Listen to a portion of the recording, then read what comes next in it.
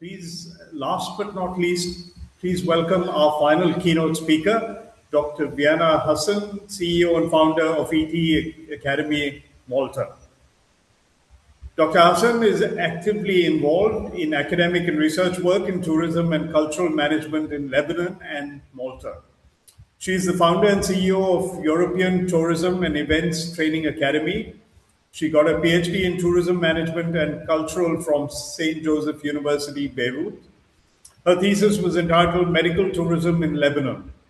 She has more than 19 years of tourism experience in many travel-related and tourism fields, varying from airline sales experience, MEA, to co-management of several Lebanese travel agencies. She is an experienced lecturer with more than 16 years experience at several universities in Lebanon, the Lebanese University, AUL, Lebanese International University, Islamic University, the Institute of Tourism Studies, STC, higher education partner of Wolverhmapton University, UK, and University of Malta in Malta.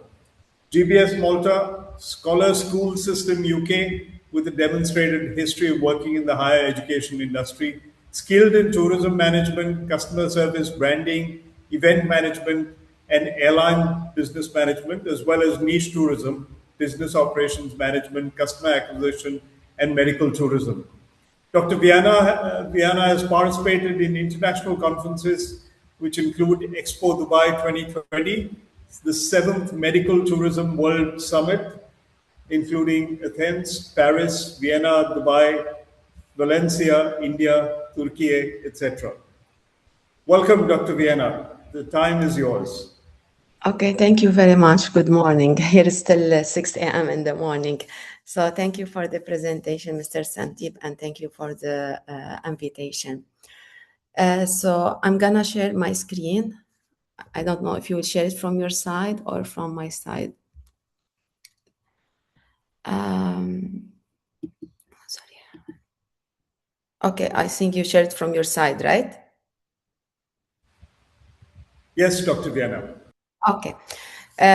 So hello everyone, thank you for the lovely introduction. So today my presentation, it will be about the medical tourism, because nowadays all of us, we are hearing about the importance of the medical tourism, because it's become nowadays like what we call it macro niche tourism. 10 years or 15 years ago, it's still like micro niche tourism, but nowadays we will be able to see that a lot of countries, they start focusing on this type of tourism in order to boost the economy and in order to attract the patient from different countries. So my topic, it will be about the future of global healthcare mobility, because nowadays we are seeing a lot of movement between different countries. And I'm going to discuss mainly about the role of the AI, the digital twins, and the rise of smart medical tourism ecosystem, and how this is going to change the future of global healthcare mobility, and as well to have a huge competition between different countries and to gain the competitive advantage once I'm using one of these tools. Especially nowadays, we are in the era of the AI and the technology, and we see it like it's running much faster than before. Let's say before, for example, the AI, it was already exist, but we never heard about it like nowadays. Nowadays, we see like every 1 month, every few months, we are seeing a new platform that kind of shape the future of different fields. And one of them, it will be the field of healthcare and mainly the medical tourism. So first at all, next slide, please. So the first at all, what we are going to discuss, like nowadays, do you imagine the AI guiding patient to the best treatment worldwide? Because we're still seeing a lot of people, they scare, for example, to doing a robotic surgery, or for example, to do a telemedicine surgery, because they don't feel safe if they don't have like this type of human contact. But this starts changing nowadays. We see, for example, like the first surgery that they did it, telemedicine in Emirates, it was 2 or 3 months, it was in February, they do an agreement between two hospitals. The patient was in Pakistan, while the surgeon, he was in Abu Dhabi at Cleveland Hospital. And it was very successful because they did a type of agreement between two hospitals where the patient, he was 1,000 miles apart, etc. So nowadays, what's really important for the healthcare, how we are going to care about or how to follow more with the patient before and during and after the travel, because here it will be the main issue, because the people that are going to say type, okay, nowadays we have the AI, how the surgeon he's gonna, for example, to follow. That's why we have what we call it digital twins and the decision system that they gonna help and shape what we call it the medical, the global health. Nowadays, the medical tourism is not anymore traditional. And then we see it like there are a lot of countries who are investing a plenty of money. They become more as an intelligent ecosystem. After that, next slide. So now what I'm gonna to discuss, nowadays we are more in the era of new connected care, because medical tourism automatically has been transformed and has been moved from one era to the intelligent era, where we have more integrated about the global healthcare. So now how we can use this AI and how this AI and digital twin, they are going to shaping the medical tourism. So now what I'm going to discuss after that, it will be about the evolution of medical tourism, how the medical tourism has been passed through different phases in order to arrive to nowadays through the AI and the digital twins, etc. So nowadays, please, next slide. I'm talking about the next slide. So we have the evolution of medical tourism. Before, it was more about the cost of travel. That's mean the patient travel to another country because of several elements, such as mainly it will be more, for example, about the low cost. He looks, for example, about the low cost. He look, for example, about saving money. He look for the destination where it will be more cheaper, and as well because of what we call it the travel facilities, because not all the people that are allowed, for example, to travel to another country without applying, for example, for the visa. So the visa sometimes play an important role before in order to attract more tourists to travel to choose this destination along the other destination. Because if I don't need, for example, a lot of document, automatically I prefer to choose the easiest country where I will be able, for example, to travel and to seek the treatment. Add to it as well what was mainly, it will be about the languages, because if I'm gonna find, for example, that the people of this country, they don't speak any international language, it was for me a barrier. This it was before that we have this AI and all this technology, where all of us nowadays, wherever we are going to travel, it will be easier for us to translate, for example, to use any AI platform in order to understand the person in front of us. This it was before the medical tourism. What was the main reason of development of medical tourism in one country other than the other country, and what are the reasons that push sometimes the tourists to choose, for example, one country other than the other one. After that, nowadays we are living based on the quality and experience. Nowadays we have a lot of expertise. We start working nowadays, they start working more on the reputation, to have a brand reputation, to have a trust. Plus, at the same time, it's very important the experience of coordination, because a lot of patients, they scare about the step of the follow-up. But nowadays, we are living in the era, we start already with the AI, because nowadays, for example, I can do the online consultation. I will be able to see my surgeon. He will be able, for example, I will feel more comfortable when I travel over there. And even, for example, nowadays they do type of agreement, such I explained, for example, when it's come to telemedicine, for example, they do some agreement with some local doctor in order to be able, for example, to follow the follow-up. But what will happen in the future of the healthcare and in the future of the medical tourism? We are going to see that we have more people, they are more hospital or more clinic, they start investing a lot in the AI, in the digital twins, etc., because at the end they want to let the patient to have a personalized experience. Plus, at the same time, it will be more how I will be able to do a customized or personalized mobility for my patient. This is gonna to be happen through artificial intelligence, plus at the same time through the virtual twin coordination. That's why we start seeing, like, for example, in the future, we can see, for example, even the surgeon, he will be able to do the operation on the screen in order to avoid the mistake, and then at the same time in order to avoid some complication and to make sure that they are going to have a successful surgery. So what are the tools that they are going to shape nowadays the future of medical tourism? We have what we call it nowadays the AI, or what we call it the artificial intelligence. The artificial intelligence nowadays play an important role, especially when it's come to more, for example, to make the procedure and even the journey of the patient or the medical tourist to become, for example, more safe, as well more efficiency. So nowadays I will be able, for example, through the AI to personalize patient matching. That's mean I need to align, so I can ask him more, for example, because all of us, when we want to travel abroad, we start doing, for example, the search before it gets used, for example, to take a lot of time from our time. But nowadays, for example, I can use any AI.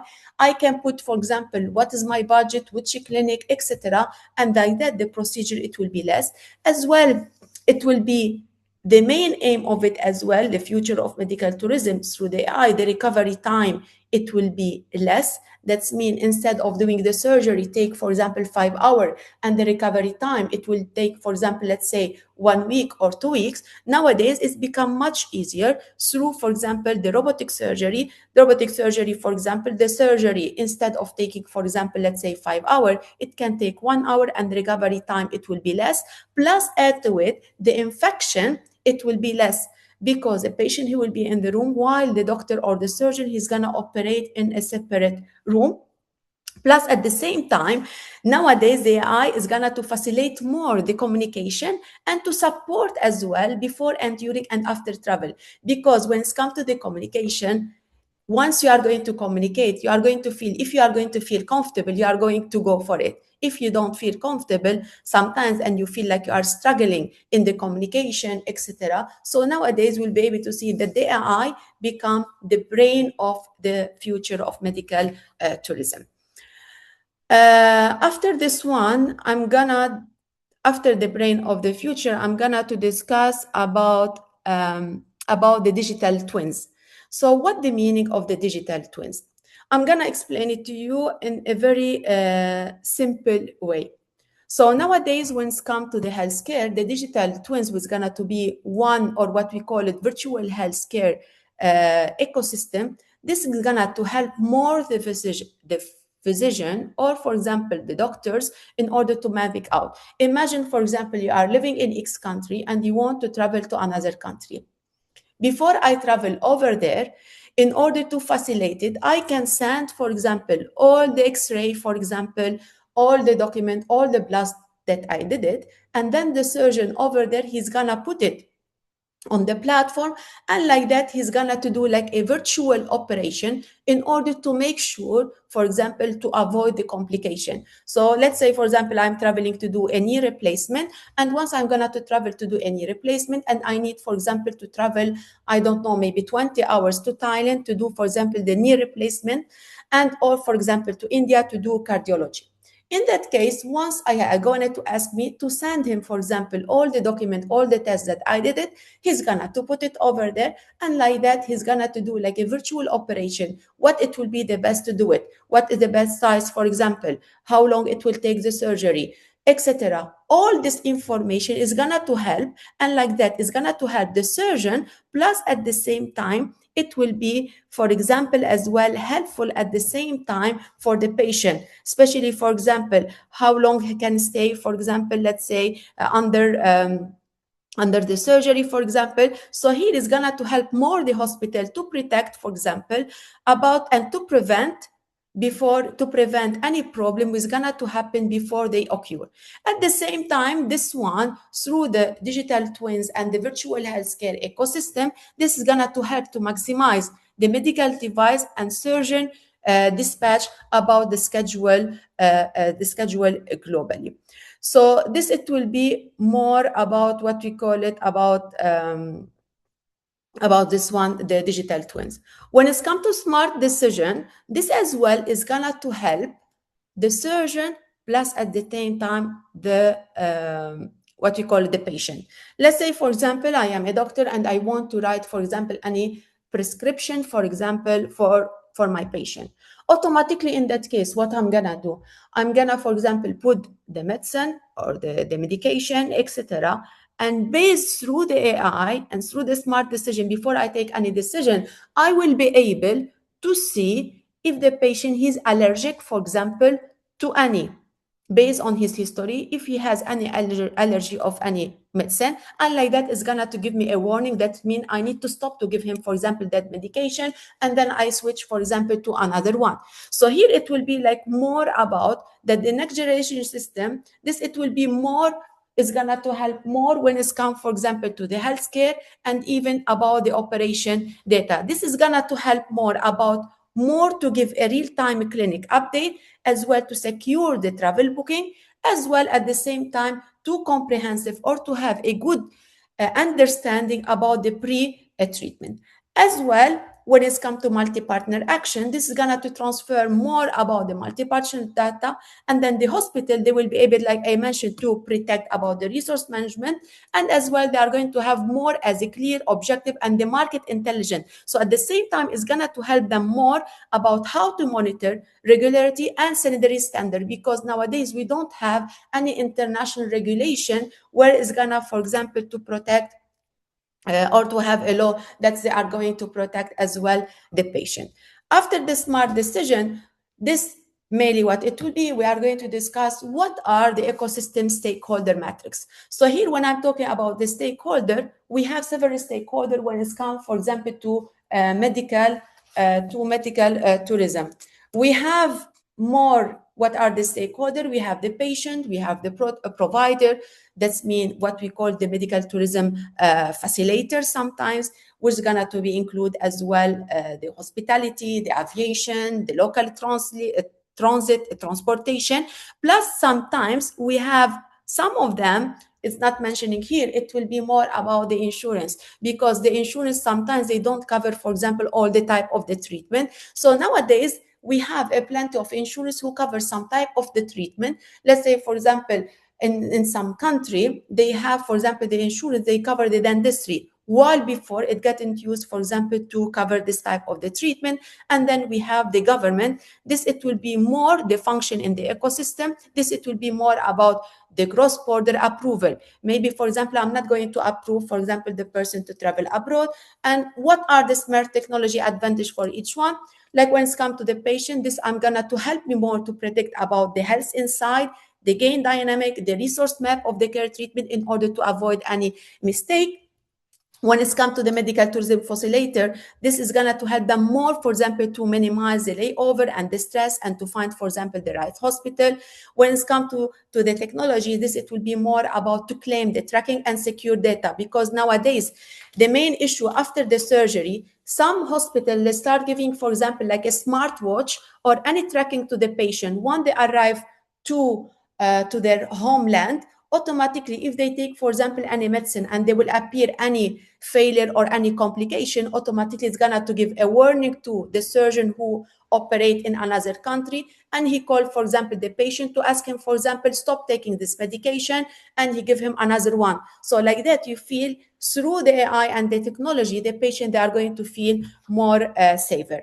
After that, nowadays what we are going to do, this we have multi-benefit. The benefit, it will be for the patient because they are going to feel more safer, they will feel more confident, they travel with confidence because they already know what it will be the result, etc. As well for the provider, this it will be avoid bottlenecking and provide a distance, and as well for the destination is gonna to help them to have more profit and more sustainable financial growth for the long term. After that, what as a call action after the month. So nowadays it's very important to do a lot of collaboration between different sectors, between different countries. We need to invest a lot in digital innovation, because like that's gonna to put our country in the map of the global healthcare, and as well to build patient-centered ecosystem. As a conclusion, after call to action, we have the conclusion. What we can conclude, like nowadays, the AI and the digital And the AI and the digital technology and the smart decision ecosystem, they are going to shape the future of medical tourism and the global healthcare. It will become a part of our life. It's not about moving the patient from one country to another country, but it will be more about how to connecting the care, how we can involve the technology. It will be more about the trust and as well the human well-being. Thank you for listening. Dr. Vianna, thank you very much for that very insightful presentation, and a special thank you for waking up so early to join us. One of the questions that we have is that with all the benefits and the advances that you described, how how do you see the cost of healthcare changing with AI and all of the capabilities that we now see?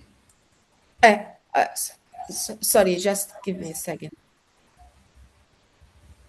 Sorry, because my kids just woke up and they are going to school. Okay, so when it's come, for example, for the cost, automatically nowadays, who are going, for example, to choose the robotic surgery or the telemedicine, automatically the cost is gonna to be more expensive than the traditional one. But at the same time, why the people they choose it? Because they are going to see the benefit of it. Because if you look to the benefit, some people, for example, they choose, okay, I don't want to stay in the hospital, for example, for the long period.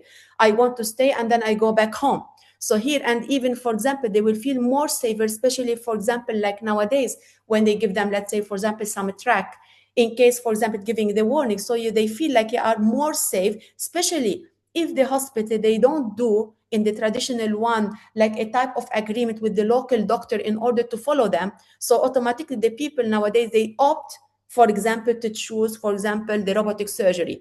But as well, it will be related to the culture, because sometimes the culture and the mentality play a role when the patient, he wants to take any decision. Because, and based on the generation, some people, they said, no, I'm not going to let, for example, a machine to for me the surgery. I don't trust. I prefer to be human with me. So here as well, the culture sometimes, not only the AI and technology, they are going to play a role in order to choose, for example, the right decision. Thank you. That's a really important point around cultural acceptance of technology. I have one more question for you, Dr. Vianna, and it's an important one. How can healthcare providers balance the use of AI and digital twins with patient privacy and data security concerns Yes. in? So when it's come to the ethics and the data privacy, this is very important, because I give a courses related to medical tourism online, and we discuss about this one, about the ethics. As you know, automatically when they are using the AI, some people, for example, they're scared maybe they are going to use their data or their result, for example, with a third party in order to promote, let's say, for example. So here nowadays, based on the law and the regulation of each country. Let's say, for example, in Europe, we have the data privacy. That means you are not allowed, for example, to use any information or the result of the surgery for any third party. So here it will be based on the regulation and based on the rule that each country they are going to put it, and even the hospital. So that's why you need to check based on it's, because not all the country the same.